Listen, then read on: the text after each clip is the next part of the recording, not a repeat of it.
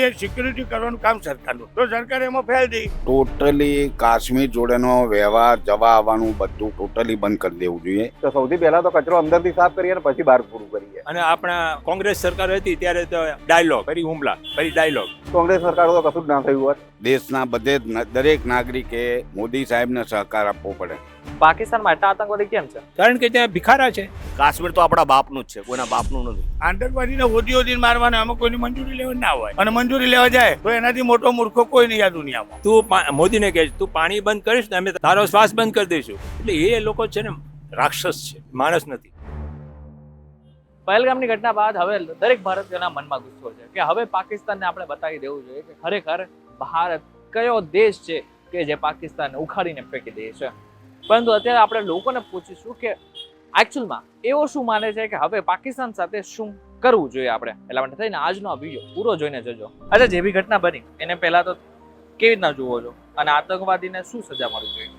અત્યારે જે ઘટના બની, ટેરરિસ્ટની વાત રહી, તો જે ટેરરિસ્ટ આયા તો એ કોણ ટેરરિસ્ટ છે, ક્યાંથી આયા એ કોઈને ખબર નથી.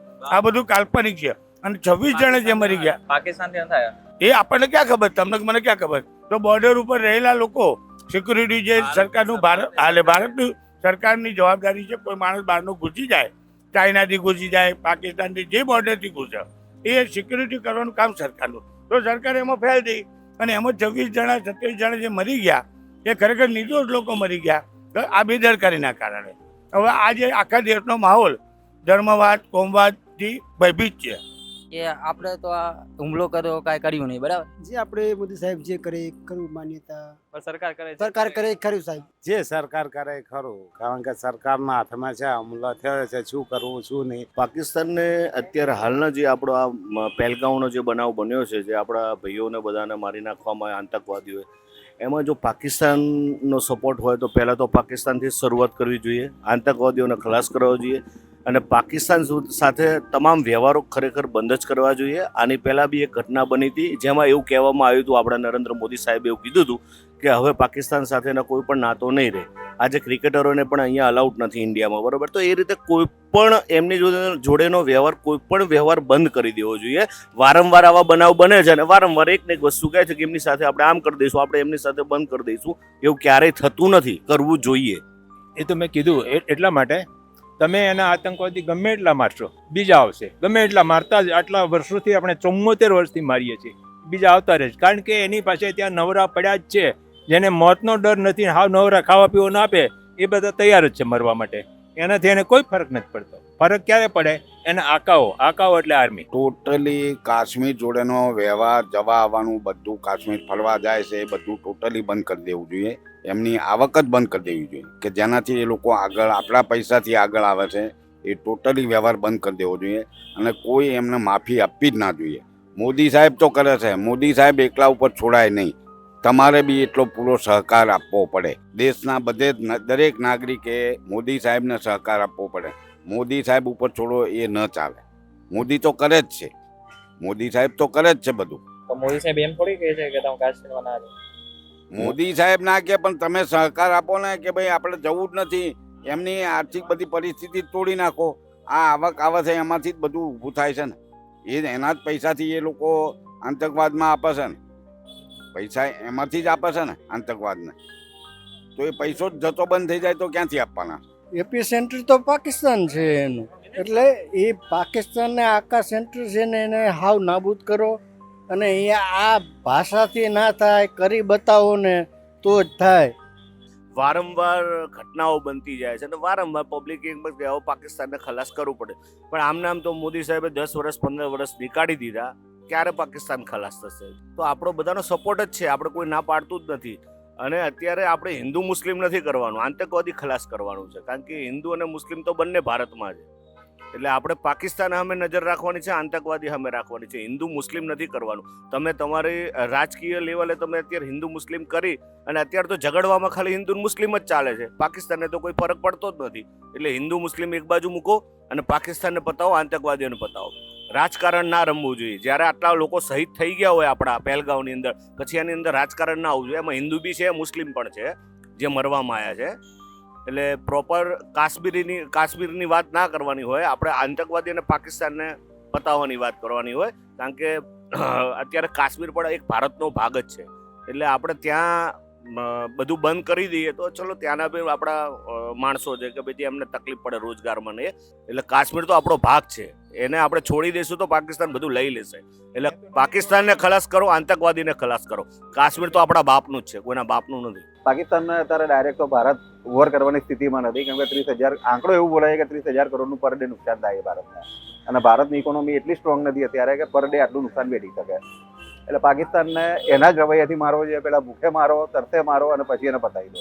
એક સિંગલ એટેકમાં પતી જવું ના, અત્યારે નહીં સમજવાનું કારણ અત્યારે બી એવું છે કે હજી ઇન્ટરનલ ફૂડ એટલી છે કે આતંકવાદીઓને સહારો આપ્યો કોને, તો આપણા સ્થાનિક લોકોએ સહારો આપ્યો છે. તો સૌથી પહેલા તો કચરો અંદરથી સાફ કરીએ અને પછી બહાર પૂરું કરીએ. મેઇન વાત તો એ છે. આકાઓ પાકિસ્તાનમાં છે, પણ ટેરરિઝમને પનાહ કોણ આપે છે, કોના ઘરમાં રોકાય છે? એ ભારતીય લોકોના ઘરમાં જ રોકાય છે ને. તો પછી કાશ્મીરના લોકો કેમ અત્યારે બહાર નીકળી રહ્યા છે, એમ કહી રહ્યા છે કે પાકિસ્તાનનો વાંક છે? કાશ્મીરના લોકોનો તો આ એક મુસ્લિમ લોકોનું એક ફિક્સ છે કે કંઈ બી એટેક આવે અને પોતાના પર આવે એટલે કહી દેવાનું કે આતંકવાદીઓનો કોઈ ધર્મ નથી. એ લોકો આ એક સ્ટેટમેન્ટ કોમન અત્યારે આખા અમદાવાદમાં દરેક મુસ્લિમ આ સ્ટેટમેન્ટ બોલે છે કે આતંકવાદીઓનો કોઈ ધર્મ નથી ને એમને સજા પડવી જોઈએ. તો મારું તો એવું જ કહેવું કે જ્યારે 25 થી 26 મિનિટ સુધી આ નરસંહાર ચાલ્યો ત્યારે એક પણ વિડીયો ક્લિપ ત્યાંના સ્થાનિક માણસોએ કેમ ના ઉતારી?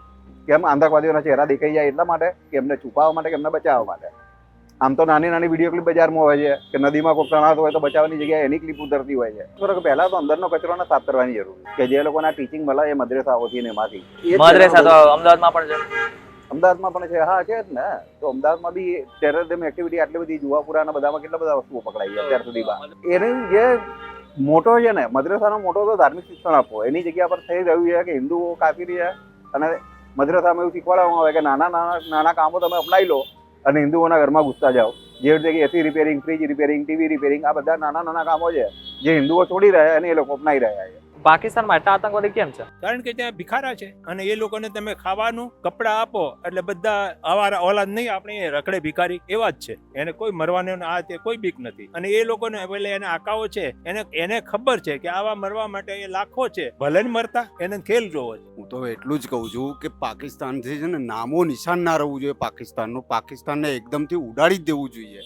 અને હું તો કહું છું કે તુરંત એક્શન લેવામાં આવે, એની એક્શન જ લેવી જોઈએ તુરંત, ઇમિડિયેટલી. પાકિસ્તાન પહેલાં તો આપણે POKને આપણા સરહદી વિસ્તારમાં લઈ લેવું જોઈએ. થઈ શકે તો પાકિસ્તાન ઉપર હુમલો કરીને પાકિસ્તાનને કરારા જવાબ આપવાની ખૂબ જ જરૂર છે. અને POK આપણું જ છે ને, આપણે લઈને રહેવું જોઈએ. અને એના સિવાય ઘણી જમીન આપણી પાકિસ્તાને જે પચાવી પાડી છે એની પર આપણે ફરીથી આપણો કબજો જમાવી લેવો જોઈએ. પાકિસ્તાન સાથે યુદ્ધ થવાની વાત ચાલે છે. આતંકવાદીને હોદી મારવાને આમાં કોઈની મંજૂરી લેવા ના હોય, અને મંજૂરી લેવા જાય તો એનાથી મોટો મૂર્ખો કોઈ નહીં આ દુનિયામાં. હવે ભારત પાકિસ્તાનનું યુદ્ધ થાય, ભારત જીતી જાય આરામથી. ભારત તો જીતેલું છે જ, અત્યારે વગર યુદ્ધે જીતી ગયું છે. વગર યુદ્ધે સિંધુ કરાર છે બંધ કર્યા, પાણી બંધ કર્યું તો પેલો ત્યાંથી હાફિઝ સઈદ શું કહે છે, તું મોદીને કહે છે તું પાણી બંધ કરીશ ને અમે તારો શ્વાસ બંધ કરી દઈશું. એટલે એ લોકો છે ને રાક્ષસ છે, માણસ નથી. આ એક જ દેશ એવો છે. આપણે યુદ્ધ કરવું જ જોઈએ અને આ પરમેનન્ટ એનો ઉપાય છે. કારણ કે આ 74 વર્ષથી તમે 74 વર્ષ તમે નાના છો, 74 વર્ષથી આ દેશ ઉપર એ અવારનવાર હુમલાઓ કરે છે, અવારનવાર.